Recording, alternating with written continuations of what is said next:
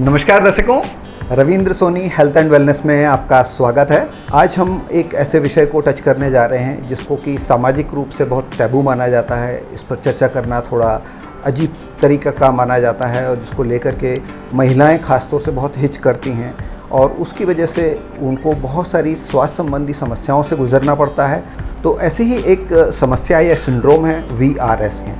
इस जानकारी को लेने के लिए आज हम मौजूद हुए हैं शहर की जानी मानी गायनेकोलॉजिस्ट डॉक्टर प्रवीणा अग्रवाल के पास।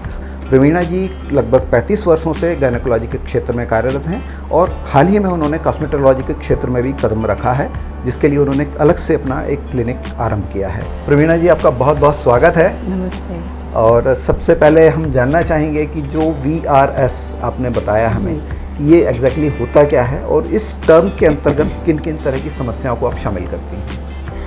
देखिए, VRS जो है एक बहुत ब्रॉड टर्म है जिसके अंतर्गत हम बहुत सारी चीज़ों को शामिल कर सकते हैं। VRS का मतलब होता है वेजाइनल रिलैक्सेशन सिंड्रोम जी, जिसका कि अगर हम एक सीधा अगर हिंदी में हम उसका रूपांतरण करें तो उसका मतलब है कि जो इंटीमेट पार्ट है या वेजाइनल वाला एरिया है जो या पेरिनियम वाला एरिया है, वहाँ की मसल्स लूज़ होने के कारण जो प्रॉब्लम्स आती हैं वो सारी इस सिंड्रोम के अंतर्गत आती हैं जी। मैम, इसमें इन दिनों एक टर्म बहुत सुनाई दे रही है जिसमें कि लोग एक वर्ड यूज़ कर रहे हैं वेजाइनल टाइटनिंग, और ख़ास तौर से इसके काफ़ी सारे सोशल मीडिया पे ऐड भी चलते हैं। यूट्यूब पर भी काफ़ी सारे एक्सपर्ट्स इसके बारे में राय देते हुए नज़र आते हैं।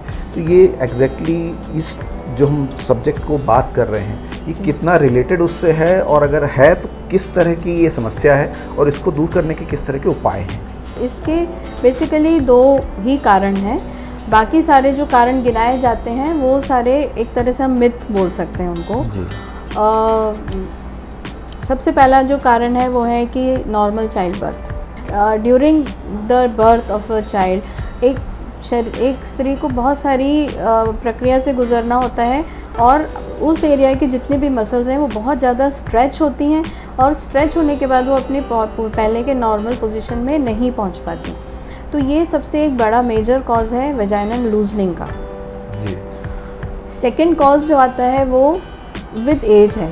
तो जो सारे इफ़ेक्ट्स हमें चेहरे पे या पूरे बॉडी पे दिखते हैं वो सारे इफ़ेक्ट्स हमें अंदर इंटीमेट पार्ट्स पे भी होते हैं। बट लेडीज़, क्योंकि ये एक तरह से मान लीजिए कि थोड़ा सोशली टैबू सब्जेक्ट है, उस पर ज़्यादा बात नहीं करती, बट ये सारी प्रॉब्लम्स वहाँ भी होती हैं। और वेजाइना के आसपास एक आगे यूरिनरी ब्लैडर है, पीछे रेक्टम है।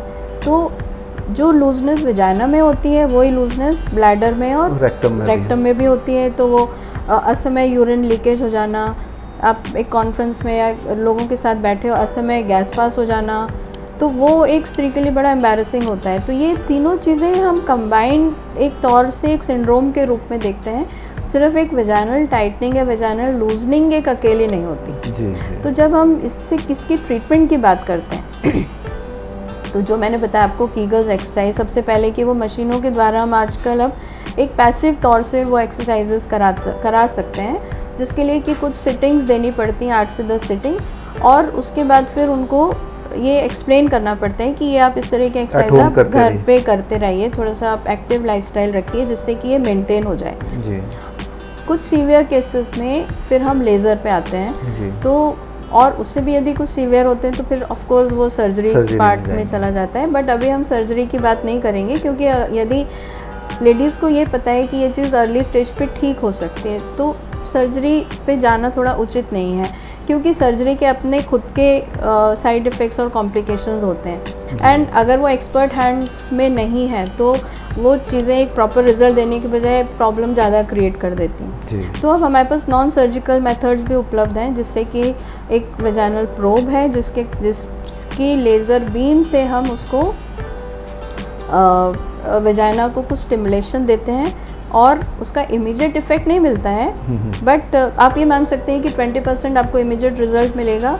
बट वहाँ पे न्यू कोलेजन बनता है, न्यू टिश्यूज़ बनते हैं, जो वेजाइनल म्यूकोजा जो एक स्मूथ हो गई है because of repeated child births, उसमें फिर से फ्रिक्शन आने के लिए वो थोड़ा सा रफ़ सरफेस जो उसको प्रॉपर उसकी फंक्शनिंग के लिए एक रफ़ सरफेस होनी चाहिए वेजाइनल म्यूकोजा की, तो वो ये लेज़र ट्रीटमेंट से हम अचीव कर सकते हैं। बट हाँ, ये सिंगल सिटिंग में नहीं होता, 3 से 4 सिटिंग लेनी होती हैं और करीब 2 से 3 महीने के अंतराल पे होती हैं। तो ये एक नॉन इन्वेजिव तरीका है, नॉन सर्जिकल तरीका है। साइड इफ़ेक्ट्स वगैरह इसके कोई? साइड इफ़ेक्ट कुछ भी नहीं है। जो प्रोब हम यूज़ कर रहे हैं उसके साइड इफ़ेक्ट कुछ भी नहीं है और इट इज़ आप you can call it is a office procedure. मतलब आप आइए और चले जाइए, आप आइए करवा के चले जाइए। डे केयर भी नहीं कहेंगे कोई इसको तो। हाँ, डे केयर भी नहीं, उसकी भी ज़रूरत नहीं। It's a totally office procedure. You can go back home in से हाफ एन आवर और 1 आवर। उसके बाद फिर कुछ मेडिकेशन रहता है जो कि अप्लाई करना होता है एंड देन 2 महीने के बाद हम फिर से रिपीट करते हैं। उसके बाद 4-5 महीने के बाद एक सिटिंग और देनी पड़ती है। तो आप ये कह सकते हैं कि करीब 90% तक ये वाली जो यूरिन लीकेज वाली समस्या सॉल्व हो जाती है और उसके साथ में एक टाइटनेस वाली फीलिंग भी आती है।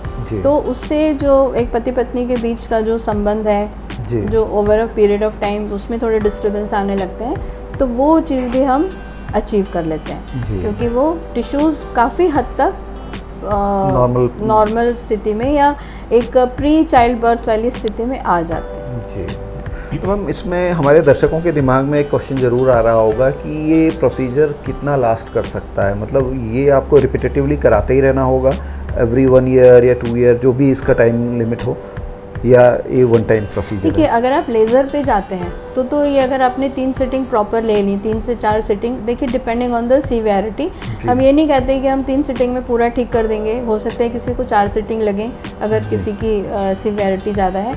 बट यदि वो प्रॉपर जो प्रिस्क्राइब डोजेज़ हैं अगर उस पर सिटिंग ले लेते हैं तो आप ये मान के चलिए कि अगले 6-7 साल तक उनको प्रॉब्लम नहीं होती। जी। जो मशीन जो मैंने एक्सरसाइज वाली बताई थी, तो उसमें उसमें हो सकता है आपको हर 1.5-2 साल में आपको फिर वो पूरा एक 10 सिटिंग का कोर्स करना पड़े। साथ में यदि आप अपनी एक्सरसाइज और ख़ुद से अपनी लाइफस्टाइल मेंटेन रखें तो हो सकता है उसकी भी ज़रूरत ना पड़े। जी madam, thank you so much. एक प्रश्न और मेरे दर्शकों के भी दिमाग में आ रहा होगा, मेरे दिमाग में भी आ रहा है कि इस प्रोसीजर के लिए क्या कोई अपर या लोअर एज लिमिट होती है? देखिए, ऐसी कोई भी एज लिमिट नहीं है। एज इज़ नो बार। अगर आपको प्रॉब्लम है तो आप 30 इयर्स में भी करा सकते हो। तो एज तो बिल्कुल कहीं भी कोई बार नहीं है। जी, और कोई हेल्थ कंडीशन की अगर हम बात करें तो? कोई भी हेल्थ कंडीशन हो, क्योंकि हम इसमें कुछ भी सर्जरी नहीं कर रहे हैं, तो सर्जरी से रिलेटेड क्योंकि कोई सर्जरी नहीं हो रही, इसलिए कोई भी मेडिकल कंडीशन आपकी है उसमें आप ये करवा सकते हैं। सेफ है, मतलब सेफ है, इट इज़ एब्सोल्युटली सेफ।